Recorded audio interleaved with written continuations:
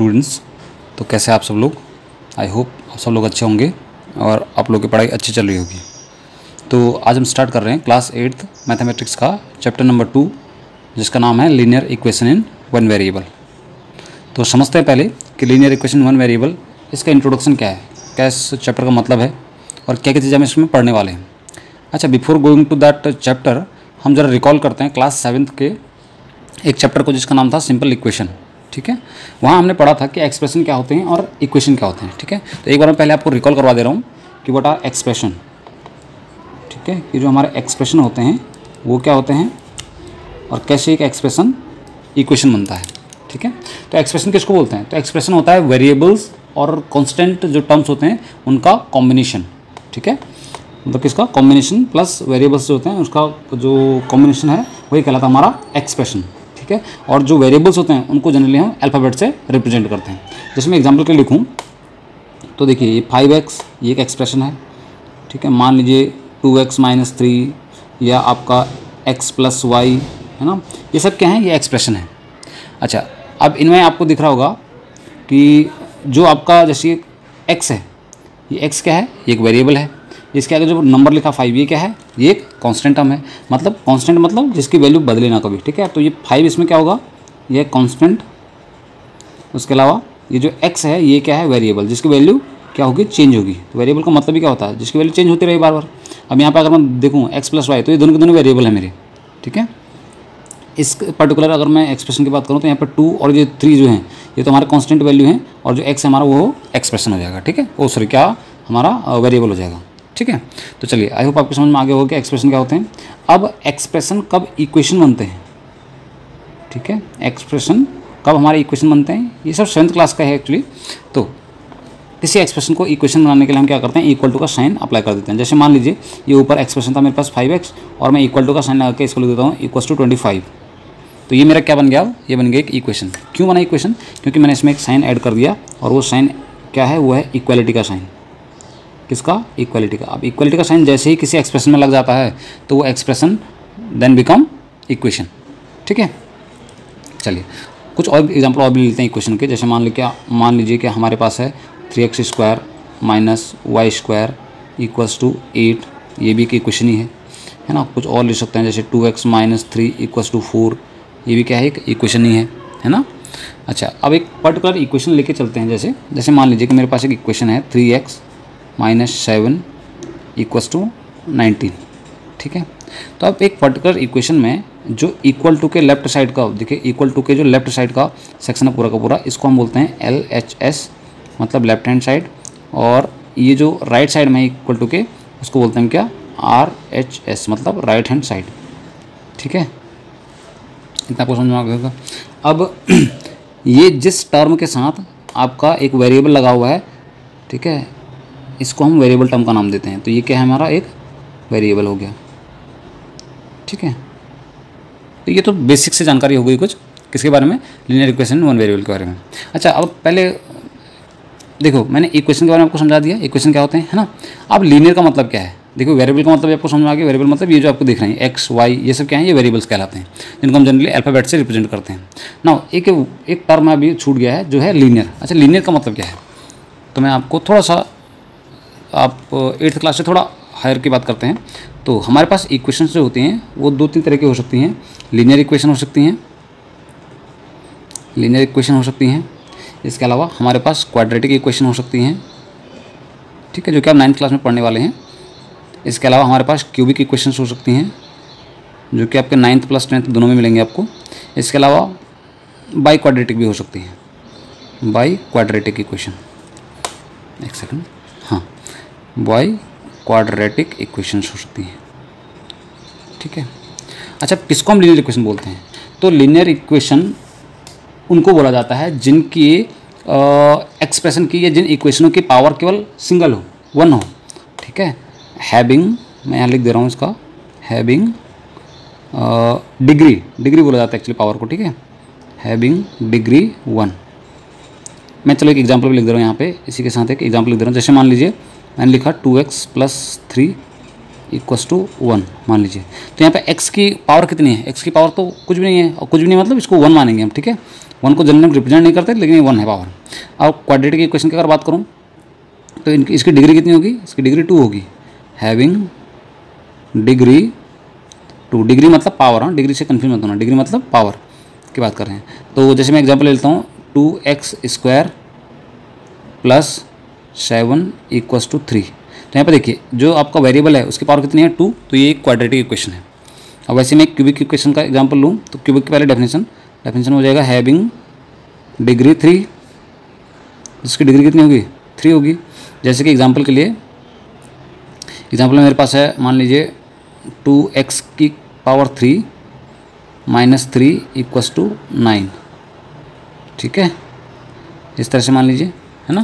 तो यहाँ पे देखिए जो हमारे पास वेरिएबल है उसकी पावर कितनी है, 3, तो ये हमारा क्या हो जाएगा, क्यूबिक इक्वेशन हो जाएगा, ठीक है। और अगर मैं बाई क्वाड्रेटिक की बात करूँ तो इसमें वो इक्वेशन जिनमें हैविंग डिग्री 4, जिनकी डिग्री कितनी हो जाएगी, 4 हो जाएगी, उनको हम क्या बोलते हैं, बाई क्वाड्रेटिक।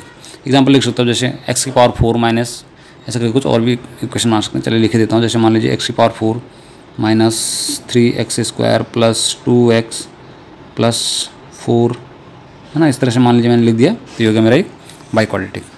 तो लीनियर इक्वेशन मतलब जो आपको पर्टिकुलर अपने सिलेबस में पढ़ना है, वो पढ़ना है किसके बारे में, केवल लीनियर इक्वेशन के बारे में। अब लीनियर इक्वेशन का मतलब मैंने आपको यहाँ पर लिखा भी है कि जिसमें डिग्री केवल क्या हो, 1 हो, मतलब ये x की पावर आपको नज़र नहीं आएगी। x की पावर जो 2 और 3 वाली पावर है, ये आपको 9th क्लास 10th क्लास में देखने को मिलेगी। तो आपको कैसी इक्वेशन सॉल्व करनी है, ऐसी इक्वेशन है जिनमें ये जो वेरिएबल है, x हो चाहे m हो चाहे p हो, a b c x y कुछ भी हो, इनकी पावर 1 के अलावा और कुछ ना हो। तो ऐसी इक्वेशन आपको मिलेंगी यहाँ क्लास 8th में, और उनको हमें सॉल्व करना है, ठीक है। आई होप आपके समझ में आप लीनियर भी आ गया है। तो लीनियर का मतलब मैंने आपको समझा दिया, जिसकी डिग्री क्या हो, केवल 1 हो जिस इक्वेशन की। और इक्वेशन का मतलब आपको पता ही है, इक्वेशन मतलब इक्वल टू का साइन जिसके साथ जुड़ गया तो इक्वेशन बन जाएगा, जिस भी एक्सप्रेशन के साथ इक्वेशन इक्वल टू का साइन जुड़ जाएगा। और वेरिएबल का मतलब, वेरिएबल मतलब जो आपके ये जिनकी वैल्यू चेंज होती रहती है, वो चाहे x हो, y हो, m n p q कुछ भी हो। और 1 मतलब एक ही वेरिएबल होना चाहिए। देखिए जैसे मैंने यहाँ पे लिखा ना 2x + 3, तो ये एक ही वेरिएबल है यहाँ पे। अब जैसे मैं आपको एक एग्जाम्पल दिखाऊँ, ये देखिए, ये जो मैंने ऊपर लिखा है x + y, तो ये मेरा 1 वेरिएबल वाला नहीं है, ये मेरा 2 वेरिएबल वाला एक्सप्रेशन हो गया, क्योंकि एक वेरिएबल x है, एक वेरिएबल y है ना। एक जगह पर मैंने और लिखा था, हाँ ये देखिए, ये जो मैंने इक्वेशन लिखी है ये भी 1 वेरिएबल वाली नहीं है, ये 2 वेरिएबल वाली है, क्योंकि इसमें देखिए एक वेरिएबल x है, एक वेरिएबल y है। तो आपने जो टैकल करना है इस पर्टिकुलर चैप्टर में, वो केवल 1 वेरिएबल वाले क्वेश्चन को टैकल करना है, ठीक है। अब बढ़ते हैं थोड़ा आगे, कुछ रूल्स जानते हैं इनको सॉल्व करने के, इक्वेशनों को सॉल्व करने के कुछ रूल्स समझते हैं। तो चलिए इन रूल्स को समझाने के लिए मैंने आपके सामने कुछ क्वेश्चंस लेके चल रहा हूँ मैं, ठीक है। कुछ एक्सप्रेशन है मेरे पास, कुछ इक्वेशन है मेरे पास। अब इन इक्वेशनों को मैं सॉल्व करके आपको बताऊंगा कि कैसे कैसे बेसिक रूल हमारे यहाँ पे अप्लाई होंगे, ठीक है। तो देखिए पहला जैसे हमारे पास इक्वेशन है x + 5 = 8। तो देखिए जब भी कोई प्लस वाली वैल्यू होती है और जब हम इसको ट्रांसपोज करते हैं टुवर्ड द राइट साइड, जैसे प्लस वाली वैल्यू है हम इसको ट्रांसपोज करेंगे राइट साइड में, तो ये बन जाएगा उधर जाके माइनस में, ठीक है। तो ये कैसे सॉल्व होगा, तो ये हो जाएगा x = ये +5 को मैं ट्रांसपोज करूँगा राइट साइड में, तो ये हो जाएगा माइनस, तो हो जाएगा x = 8 - 5, और यहाँ से हमारी x की वैल्यू क्या हो जाएगी 8 - 5, दैट विल बी 3, ठीक है। तो ध्यान रखना आपको कि जब भी प्लस वाली वैल्यू लेफ्ट में है या चाहे राइट में है, राइट से लेफ्ट में आ रही है तब भी माइनस में आएगी, या लेफ्ट से राइट में जा रही है तब भी माइनस में आएगी, ठीक है।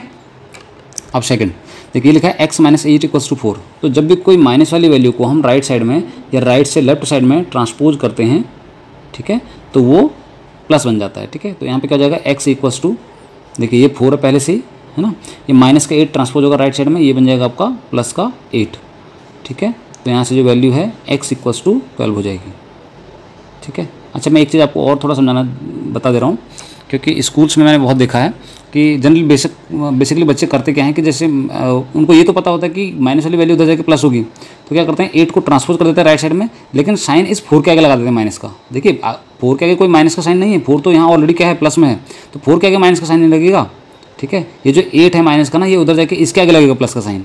या जैसे मान लीजिए ये है, ये प्लस का 5 है, ये प्लस के 5 के आगे की तरफ ये प्लस ये बन जाएगा माइनस, 5 के आगे वाला जो साइन है वो बन जाएगा माइनस, ठीक है। ध्यान रखना 8 के आगे नहीं लगाएंगे हम माइनस का साइन, 5 के आगे लगेंगे, ठीक है। नेक्स्ट हम बात करते हैं अगर कोई नंबर, ठीक है, किसी वेरिएबल के साथ डिवाइड में है तब क्या होगा। तो जब भी कोई नंबर किसी वेरिएबल के साथ डिवाइड में हो तो जो डिवाइड वाला टर्म है वो दूसरी साइड जाके मल्टीप्लाई में चले जाता है, ठीक है, मतलब ट्रांसपोज होकर मल्टीप्लाई में चले जाता है। तो ये क्या हो जाएगा 3 × 4, यानी कि m की वैल्यू हो जाएगी हमारे पास यहाँ से 12, ठीक है। आप चाहे आप उसको ट्रांसपोज लेफ्ट से राइट कर रहे हो या राइट से लेफ्ट कर रहे हो, उससे कोई फ़र्क नहीं पड़ता, ठीक है। और ये देखो, ये 3 और p मल्टीप्लाई में है। जब कोई मल्टीप्लाई वाली डिजिट, मल्टीप्लाई वाला जो कांस्टेंट टर्म है वो किसी वेरिएबल से राइट साइड में ट्रांसपोज किया जाता है उसके साथ से, तो वो डिवाइड में चला जाएगा, ठीक है। तो यहाँ पे क्या हो जाएगा, p, ये जो 3 है ये मल्टीप्लाई में है, कोई साइन नहीं है इन दोनों के बीच में, मतलब मल्टीप्लाई, तो ये 3 यहाँ 21 के नीचे डिवाइड में चला जाएगा, तो हो जाएगा 21 डिवाइड बाई 3, और 3 के टेबल से अगर हम इसको कट करेंगे तो हो जाएगा हमारे पास 7, ठीक है। तो बेसिक से जो 4 रूल हैं ये, इनके ऊपर तो आपको बहुत कमांड रखनी है। क्या कि जब भी कोई प्लस वाली वैल्यू ट्रांसपोज होगी राइट साइड या फिर राइट से लेफ्ट साइड, तो क्या हो जाएगा, उसका साइन माइनस में चेंज हो जाएगा।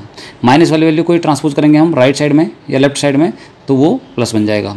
डिवाइड वाले कोई टर्म को हम लेफ्ट साइड या राइट साइड से लेफ्ट साइड में लाएंगे तो वो मल्टीप्लाई में चला जाएगा। और सिमिलरली कोई मल्टीप्लाई वाले टर्म को हम राइट साइड अगर भेजेंगे या लेफ्ट साइड, राइट से लेफ्ट में भेजेंगे तो वो डिवाइड में चला जाएगा, ठीक है। ये तो हो गए 4 बेसिक रूल्स।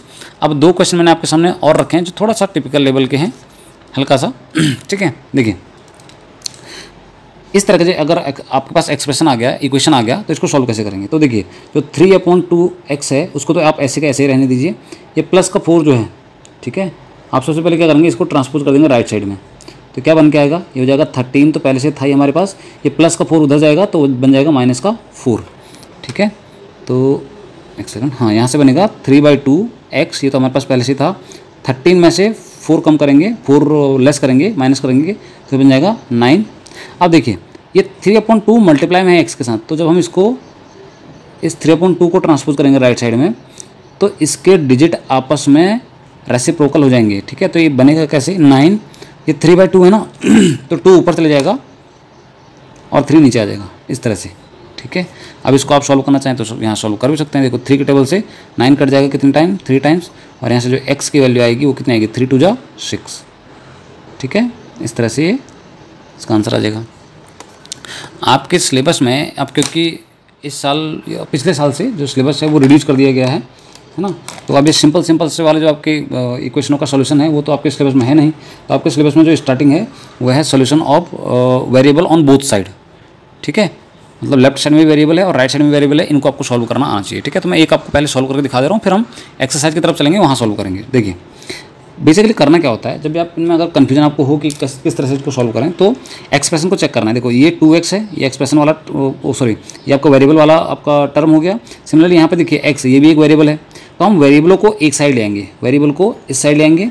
और देखिए ये 14 क्या है, कॉन्स्टेंट है, और ये -3 भी कॉन्स्टेंट है, तो इसको हम एक साइड ले जाएंगे। तो बस इसको ट्रांसपोज करने का ही काम करना है, मेन आपका ट्रांसपोजिंग का ही रूल है। तो 2x हमारे पास पहले था, ये x माइनस का x, एक्चुअली इसके आगे माइनस का साइन भी है, माइनस के x को हम ट्रांसपोज करेंगे राइट से लेफ्ट साइड को, तो ये प्लस का x बन जाएगा, इक्वल्स टू, यहाँ पे 14 था हमारे पास पहले से ही, ठीक है। अब ये जो माइनस का 3 है इसको ट्रांसपोज करेंगे हम राइट साइड में, तो माइनस का 3 राइट साइड में जाके बन जाता है क्या, +3 बन जाएगा। अब बस इसको सॉल्व करना आपको। तो 2x + x मिलके कितना हो गया, ये 2x, x मतलब कोई वैल्यू है, जैसे आप ये समझ लीजिए 2 और x मतलब मैंगो, तो 2 मैंगो प्लस, और 1 तो हम लिखते नहीं जनरली, तो ये 1 मैंगो है, तो 2 मैंगो + 1 मैंगो मिलके 3 मैंगो, 3 और x है ना, दैट इज इक्वल्स टू 14 + 3 कितना होता है 17। और यहाँ से अगर मैं x की वैल्यू निकालूँ तो देखिए 3 और x आपस में मल्टीप्लाई में है, 3 यहाँ से जब राइट साइड में ट्रांसपोज होगा तो वो डिवाइड में चले जाएगा, तो ये आ जाएगा 17/3। अगर ये इनको रिड्यूस कर सकते हो आप, अगर एक्सप्रेशन को मतलब इक्वेशनों को रिड्यूस हो रहे हैं अगर, तो रिड्यूस कीजिए, और नहीं हो रहे हैं तो वही आपका क्या हो जाएगा, आंसर हो जाएगा। तो इस पर्टिकुलर केस में ये 17/3 आपका आंसर हो जाएगा। तो आई होप आपकी समझ में बेसिक 3-4 रूल्स थे हमारे, आपके समझ में आ गए होंगे। तो अब बढ़ते हैं हम अपने एक्सरसाइज की तरफ, ठीक है।